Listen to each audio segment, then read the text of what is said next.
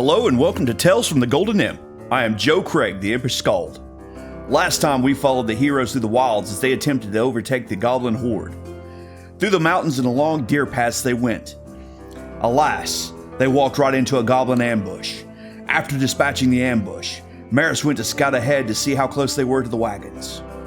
That's when they found the horde itself had separated from the wagons at large. Now they faced a two-pronged attack. They had to slow down the wagons, while focusing on getting the prisoners back from the goblin nest. We saw that aid was called for by Ethan Eldos to the elves of the Great Falls Forest. There we saw a discussion between Lord Vidon and his daughter Alana to set plans into motion to aid, but would they be there in time?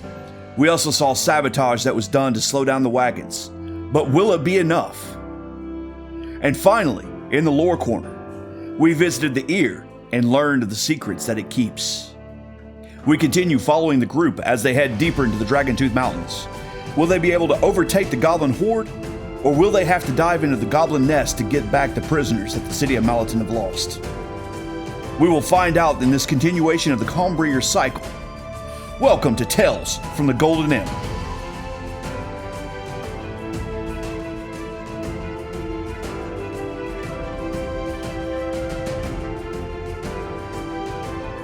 Episode 4, Into the Nest.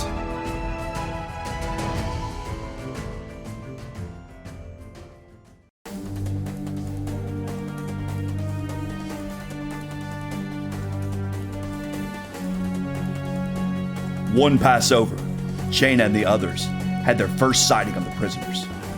They could fly as a crow. They would make up lost ground in only an hour.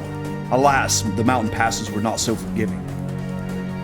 They could see the Goblin Horde for the first time, many of the goblins with prisoners strapped to their back, at a forced march towards whatever destination they were heading towards.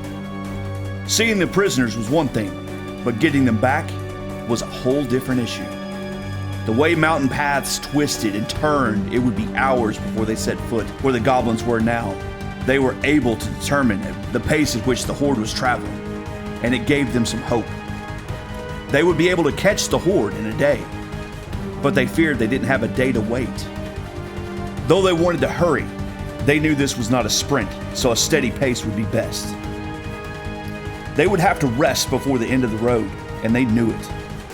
There was only so far that one could push their body before their body would retort. This was true for them as well as the goblins. The goblins carried an extra burden, so if luck continued, they would catch them before they reached their den. But would luck hold? They had been fortunate so far. How much longer would luck be with them? Prin was a fickle god, and would turn his back on you just when you needed him to be on your side the most. One side of hope was in the birds they witnessed in the sky. Messages were flying from Malaton on dark wings.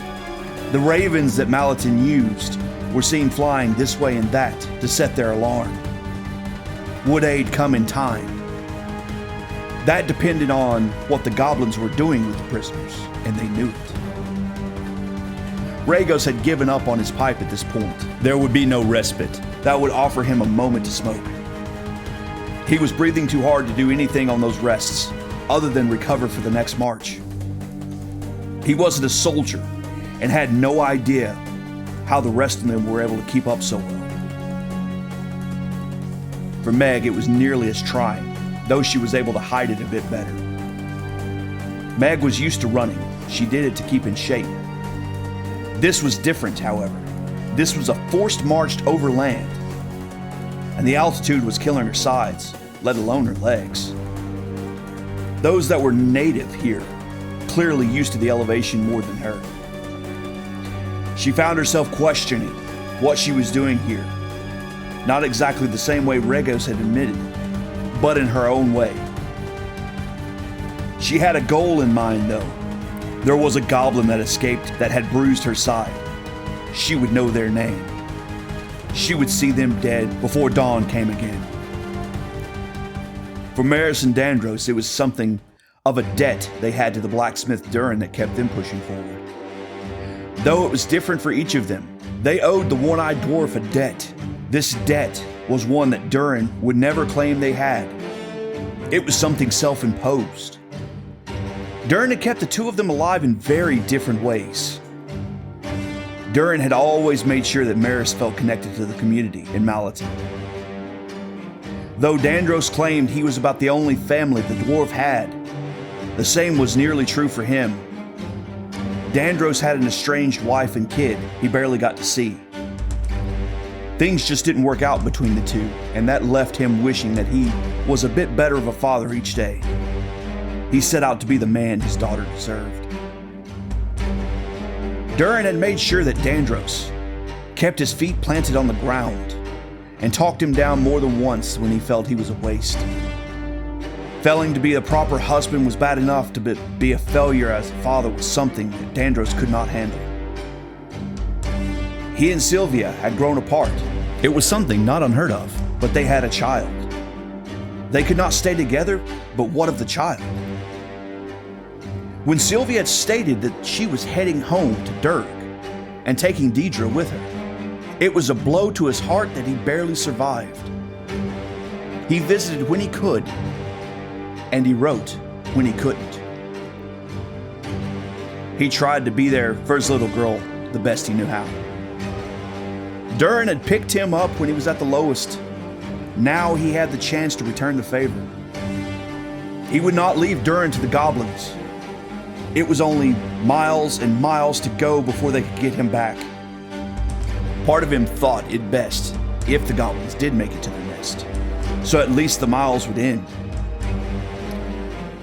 What luck would they have in open combat anyway? The numbers were dead set against them. For Jaina, it was a point of duty that kept her going. She had to prove that her loyalty to Hallis would carry her through this trial as well. Hallis was all she had these days. Well, that and her father. She had to make them both proud. Though secretly, she knew that she had made them proud a million times already. Failure at this point was just too much. She had to get Durin and the others back. It was the truest test that she had faced, and she would not rest until they were back. So quick rests and forced marches as they went. Just seeing the horde gave them a boost of energy they all desperately needed. It gave them hope. And hope was something they all needed right now. At some point during the march, the soldier took over for the hunter, leading them at pace to get the most out of them.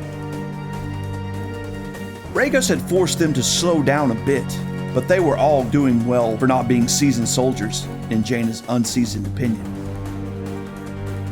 The sun was beginning to go down and they were still going. It had been a very long day, starting with a long night.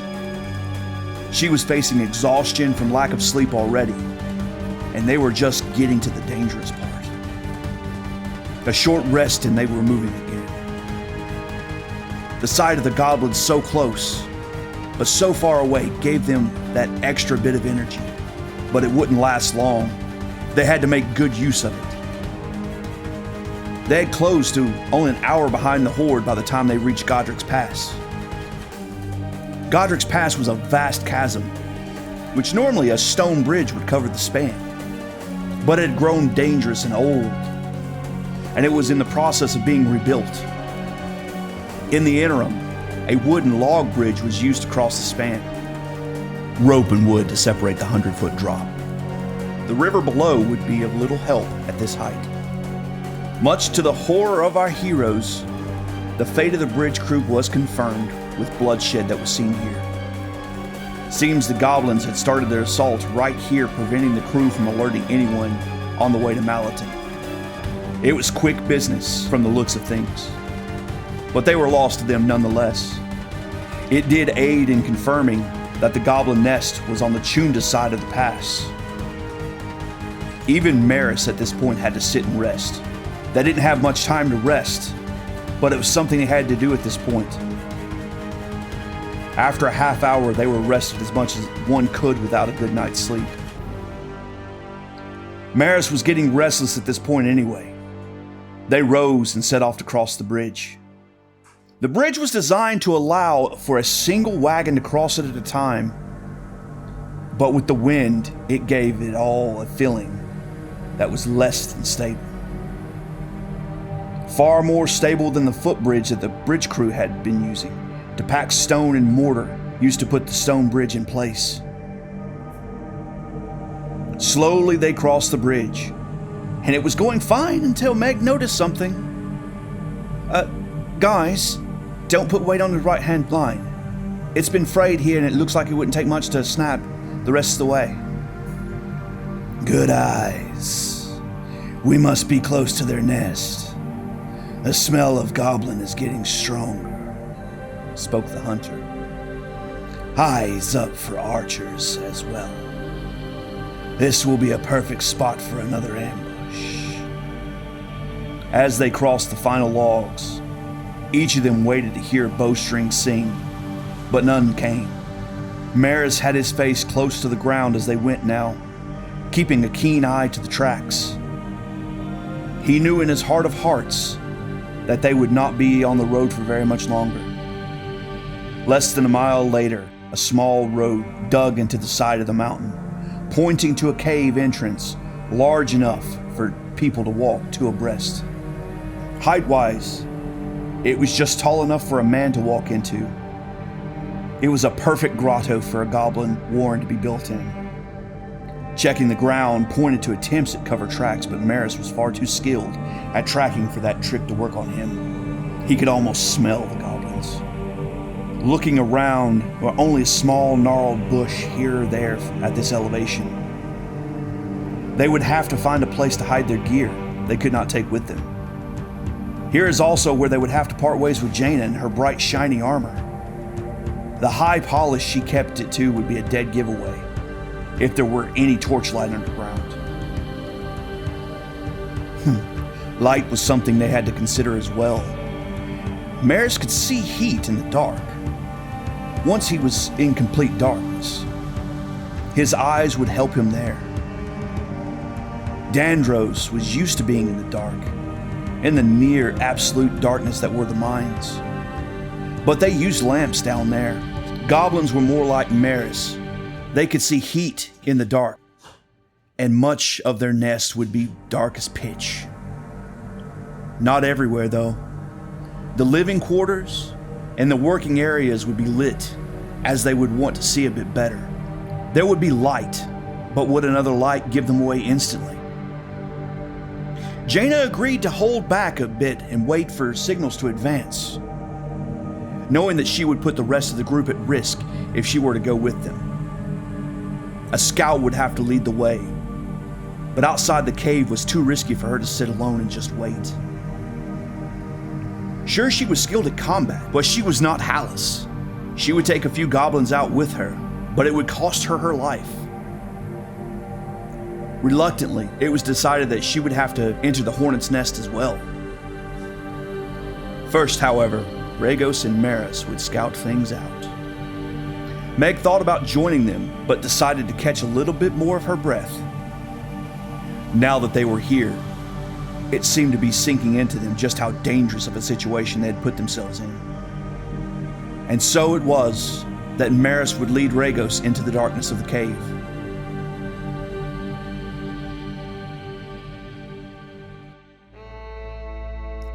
Creeping their way into the mouth of the cave, Regos made the choice worth it, stopping Maris just before he hit a tripwire. It looked as if the mouth of the cave was littered with trip lines they could avoid if they took careful steps not to trip over one. They were spread in a manner that it would take luck to avoid all of them. With the last rays of sunlight streaking into the cave, they could make out the web of small threads. The final layer of trip lines held another interesting thing. A row of brush from the wall to wall was placed here. The trip lines all tangled up in it as well. They would have to step over the bushes, but would have to do it very carefully. And Dandros would not have the same luxury. The two sneak thieves debated with one another silently about the best way to deal with the threat. Finally, it was decided that they would have to risk cutting the trip line, but holding it and perhaps tying it off to a rock or something to prevent it from pulling on something. But what if the tension was keeping them safe? It was a risk they would have to take. Regos would cut the line while Maris held it, preventing it from releasing on down the line. They would have to let one end drop, but from the looks of it, that side was tied off to a wall and went to nothing else. With luck, this was all an alarm system, and so long as they kept pressure steady, no tingling would let the goblins know that they were there. While listening, they tied off the end that went deeper into the caves around a piton that was in the wall. With the line cut and tied off, the two held their breath for a minute, listening for sounds in the dark. Hearing nothing and seeing less, Maris and Regos began to creep over the bushes. Maris leading the way. The two stepped over the small shrubs and adjusted them, giving them more room to allow the others to come in. Regos, nearly blind with only a shine of a rock or two here or there, gave him points of reference. He had to keep his eyes on the back of the big man he was following. A sudden stop caught Regos off guard, but with enough distance to not bump the big man. Maris had caught a whiff of something. Food. Goblin food, but food nonetheless. Regos was almost useless now, aside from the aid if there were trouble. Maris whispered to him to stay put while he checked out what was ahead.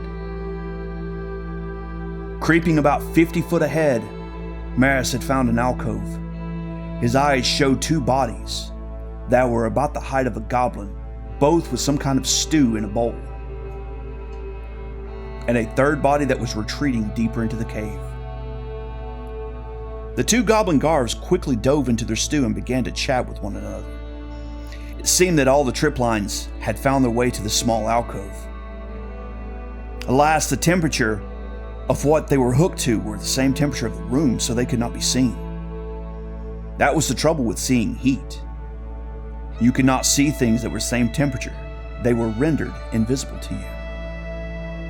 Maris guessed bells, but that was only a guess.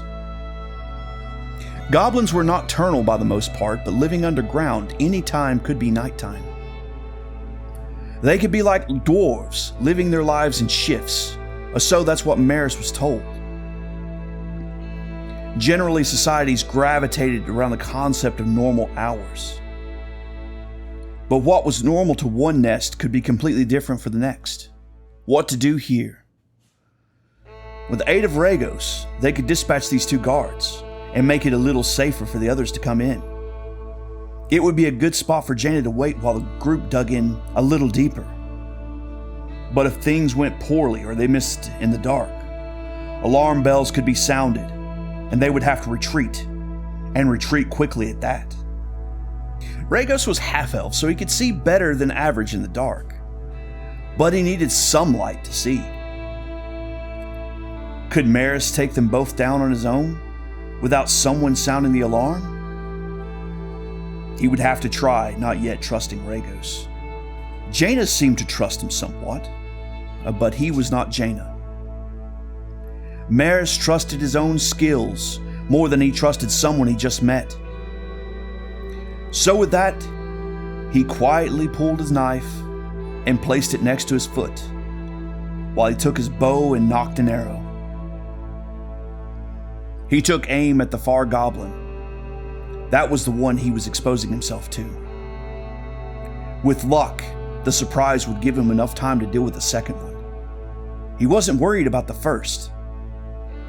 And so, with a breath, he leaned out from cover as he drew his arrow and took aim and let the arrow fly. A split second after that, he dropped his bow and picked up his knife that he had staged. And in for the kill he went. Maris didn't give himself time to see if the arrow flew true. He would know in a moment if it did or not. Reaching the face of the near goblin, Maris slit the throat of the goblin. As blood sprayed, he held a hand over the creature's mouth while it died to ensure that there was no more sound made than necessary. Regos had made a move to the far side of the room with a dim-lit pebble in his hand to get his bearings. He finished off the first goblin before a shout could be made. "You could have told me what you were about to do, Maris. I could have helped." Maris just gave him a nod. With only the nod, Maris then spoke. "Go fetch the others, will ya?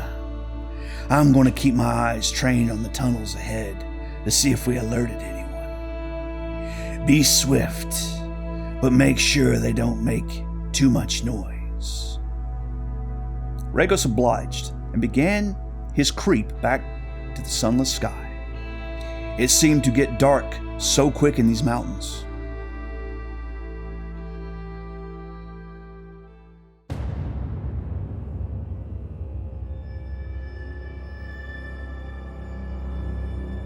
The hunter sat in the dark. The ringing silence pressed in on him. Maris held a knocked arrow trained for any side of temperature change. He could see the cold air from outside was blowing in. Maris smelled Regos on his way out, the scent of tobacco and leather strong on him. The wind blowing into the cave was a concern. He had to risk it, however. Honestly, he had no better choice. It was this moment that he realized just how tired his legs were. He had pushed them too much today, but what's done is done. It was for a purpose. The seconds passed like hours, but Maris was patient. A good hunter had to wait for his prey to make that critical mistake. So easy would it be for the hunter to become the prey with a misstep now. Getting the others to this vantage point would be a base of operations. But they didn't know how deep this network caves went. One wrong turn and it could spell trouble. Even the end of this whole rescue mission. How much longer would he have to wait? There were limits to his endurance, and he could feel the end of these reserves. Silence still greeted him, but was this a lover's embrace? Or the still touch of Necropus in wait? Was he still the hunter, or was he prey? Touching his pouch of goblin bones for reassurance, he waited.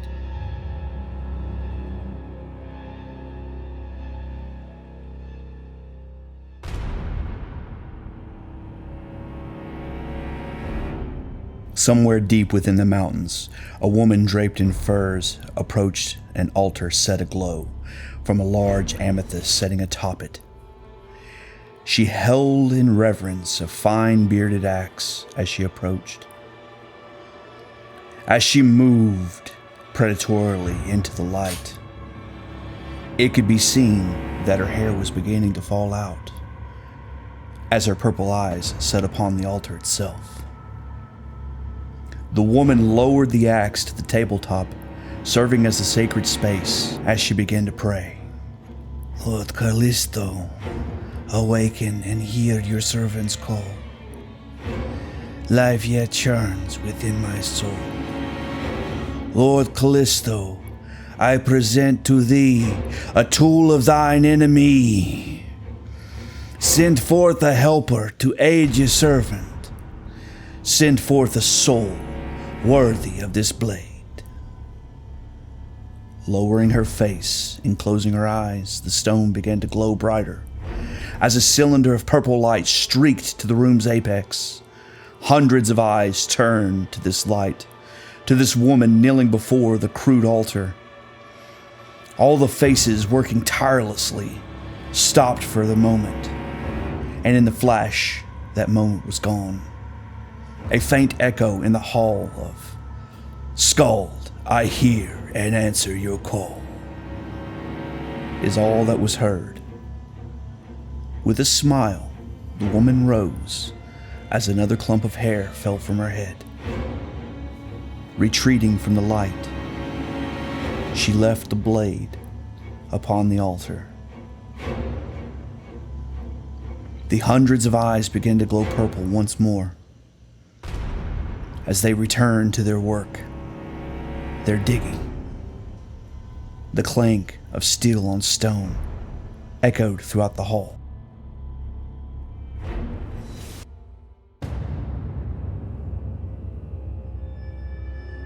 Maris wasn't a prayerful man, but in this moment he found himself longing for the prayers to keep Necropus at bay. The god of death would have him in due time, but let that not be today. The wind shifted, and with that the smell of tobacco and leather, twisted with a small hint of jasmine and oil. He knew he was no longer alone. The others were there. Silence was staved off for another draw of breath. The faint blue glow from Regos' stone seemed so bright just now, but he knew it was for the others' sake. The damned light would give them away, but the others needed it. Their eyes were only good in dim light, not in pure darkness. Even Maris' own eyes were only so useful in the pitch of night. How could he say anything about the need for colors and textures? He was a predator, and seeing heat showed his prey. But so many times it cost him the silk, the velvet. He could see the passion of a lover, but missed the softness of her skin. He could see the breath of the beast that he stalked, but missed so much the beauty and splinter of its pelt, a constant odd that he found himself in. Another one now in his elements was Dandros. He made his life in the darkness deep underground. He mined not just because it was a living. No, it was home for him. He found this penetrating darkness like a warm blanket. Sure, his eyes would serve him no better than Regos's, but this was home. When he was mining, he would always consider the sight that he would leave behind. This caused him grief in the mines, but couldn't leave things just broken. He had to shape the stone to let it know that the sacrifice that was made by giving of its coal, iron, or other ore was worth giving. Dandros put his ear to the stone for long heartbeats. All was silent. We are safe to move on from here. There's no one around for now. But how much longer? Jaina was the problem here. She was far from quiet. That was not that it was her fault. It's just not how she was trained or brought up. She was no hunter. She was a soldier. And so the group would creep deeper into the cave, with Jaina trailing behind. They could not leave her alone, no matter how much they wished they could. All it would take would be one patrol to find her, and then all would be over and in vain. Deeper into the nest they went, creeping deeper into the cave, stopping periodically to check for motion, air currents, and the rest. Slowly they pushed their advantage further and further into the cave. Going another 100 feet into the cave, they were greeted with the first choice. The cave split into two paths. One that carried off towards the north and to the east, and the other went due south. There seemed to be light to the northern passage, and much more noise. Though faint, they could hear signs of life. Nothing more but life. To the south was darkness and silence. It was as if the abyss was open to them. It beckoned them, inviting them into the loving embrace. Habitation to the north, the stillness of death to the south. What road to choose? We will find out next time in the continuation of the Calmbringer cycle.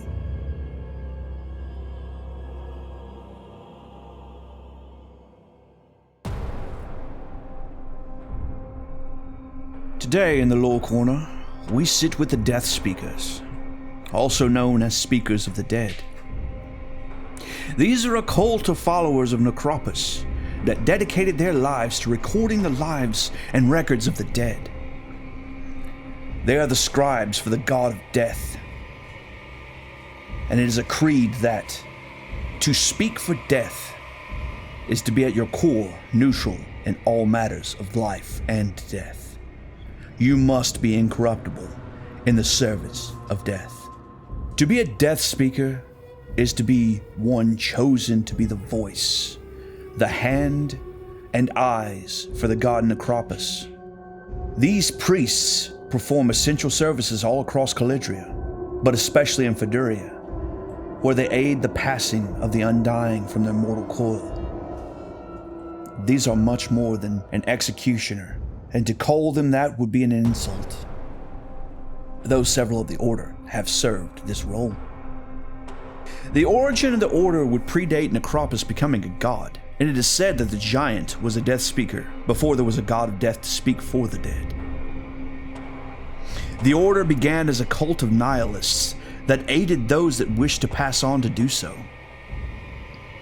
They would study poisons, anatomy, and weapons to ensure that the end was swift with mercy.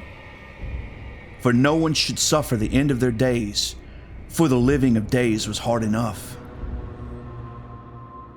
Death comes to one and all.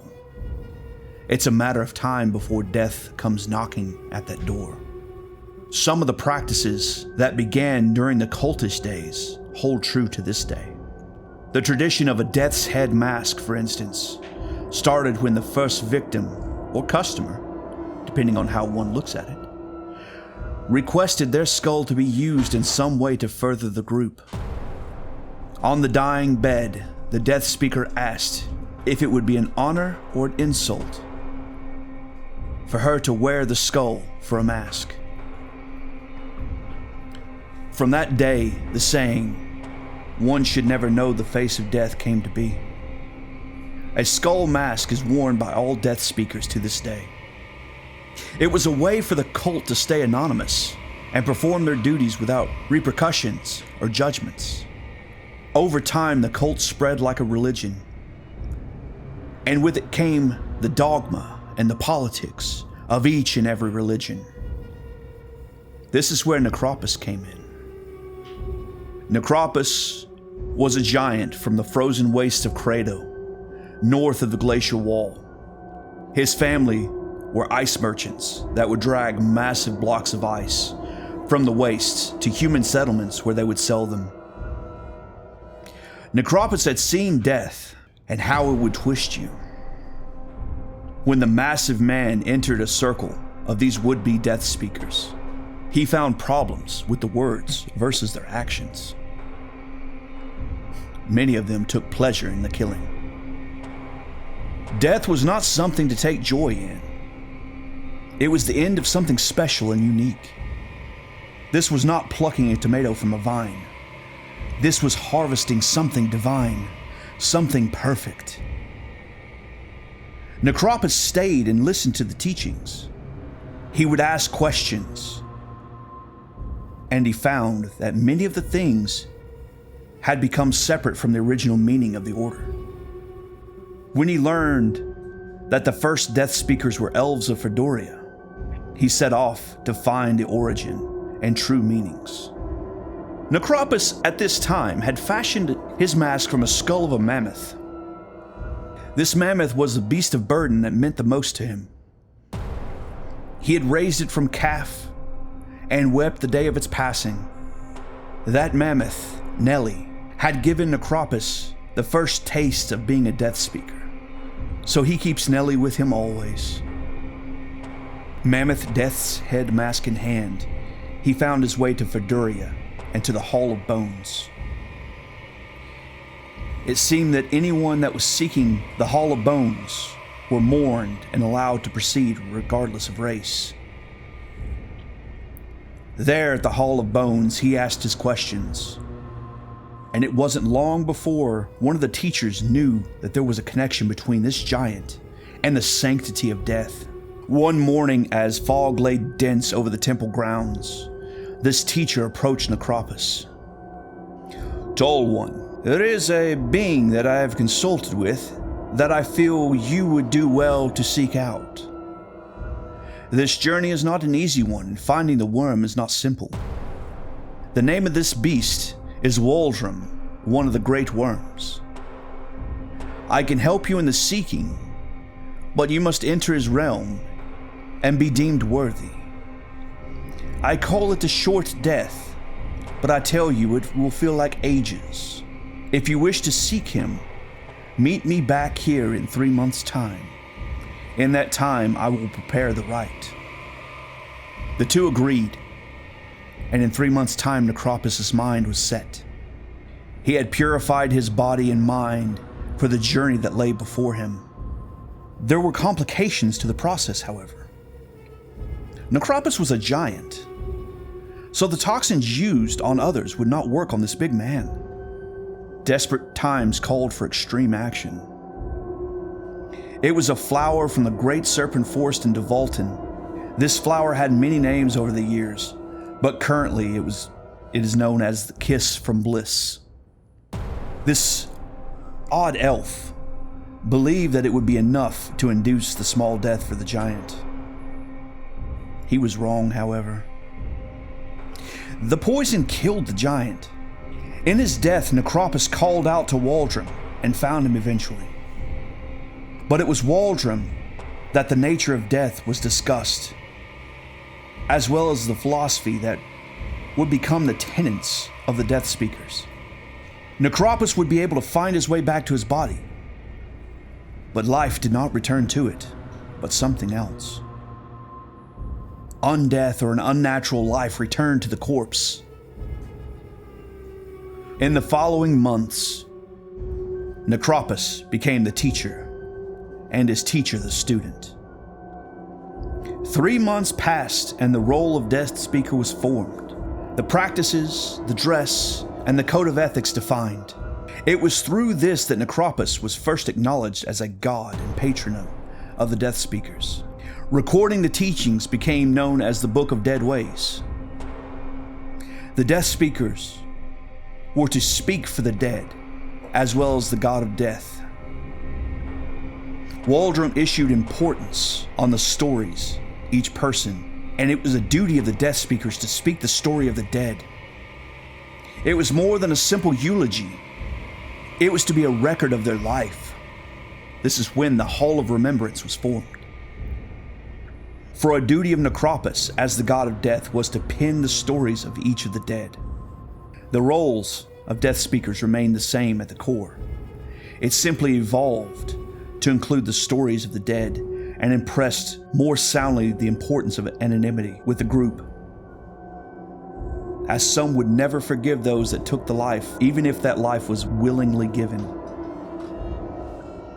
Respect for the Deathspeakers grew as a result of the eulogies that they were now giving. They were giving a lasting life to each and every one of the dead. Controversies did rise from this new way of doing things, especially in Fedoria, as the Deathspeakers were giving the eulogy of even slaves, prisoners, and the unclean just as much as royalty, nobility, and the long-lived. As death comes to all, there must be someone to speak for the dead, to aid in the passing of the soul. The records that Necropus kept was more than just a record. It was also to decide where the soul would reside, as well as determined what souls would become gods. It is suspected that Cryptus was once a Deathspeaker, or at the very least, one who listened and paid homage to the stories that the dead would have. Other known and suspected Deathspeakers were Linsid. It is confirmed that Linsid was a trained Deathspeaker, as her father was long before that she was an assassin. And it is also said that the Butcher of Fedoria is a Deathspeaker as well, but the kind that took pleasure in the killing and would only speak for the dead that he saw as deserving of the speaking. This led him to being rejected from the Deathspeakers and exiled from them. As far as dress and appearance, the Deathspeakers should remain anonymous and wear a mask at all times, in which they are at service of the dead. Typically, they would wear dark green robes or brown ones. It is unknown outside the order if this is a preference or has something to do with the ranks in the order. The typical mask is a skull mask, or Death's Head mask. The Death's Head mask is a mask made from the skull of someone once living. Necropus is depicted with a mammoth skull for a death's head mask. Many in the order wear a mask from someone they loved or respected in life. Their creeds, for they are many. We speak for the dead can no longer speak. We speak for the God of death for all to hear. We remain unknown, for no one should know death. Death should always be as painless as possible, unless the dying wish for something more. Take not pleasure nor joy in the art. Life is ending, it should be mourned. To speak for death is to be at your core neutral in the matters of life and death. You must be incorruptible in the service of death. Those that betray these oaths have forfeited their lives, but not the record of life. Someone should speak for the dead always, regardless of station. Every life has a story to be told. We are the speakers for the dead. We tell the stories.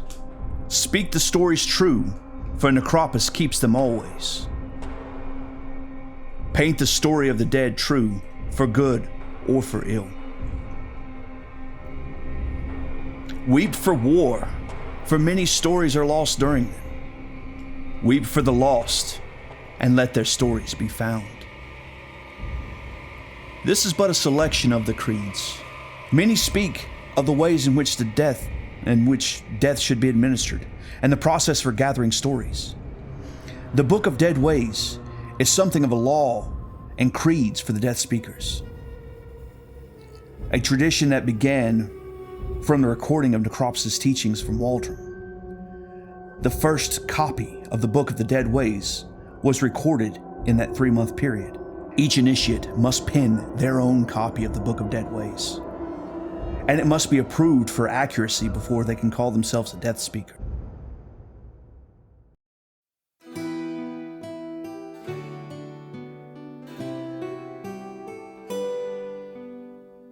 Well, travelers, thank you once again for continuing the journey with me.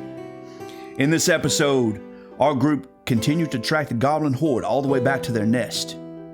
After crossing the wooden bridge at Godrick's Pass, they found a road that went into that nest. So into the den they went. Regos and Maris first, followed by the others. And in the lower corner we spoke of the Deathspeakers, also known as Speakers of the Dead. They gave us a bit more insight into the history of Necropus, the god of death. With the decisions that they have before them, where will the road take our would-be rescuers? What will they find at the heart of this den, not knowing about what the goblins had set free? We will only find out in the next episode of the Calmbriga Cycle. Thank you for listening, and if you wish to support the podcast, rating it where you find the podcast would mean a lot. A simple thumbs up in the YouTube space, or a comment if you want to be involved in the conversation. If you want to support a bit more and get the recipes of Calidria for your kitchen, as well as lore content, please support me over on Patreon. That's patreon.com/goldenimpn. Signing up will give you access to our Discord server. I hope to build a great community over there. But I can only do that with you. So won't you join us and join the conversation? If you wish to follow me outside the podcast space, you can find me on Blue Sky at Impish Skald. With that said, I am Joe Craig, the Impish Skald. Thank you for listening, and remember, you've been scalded.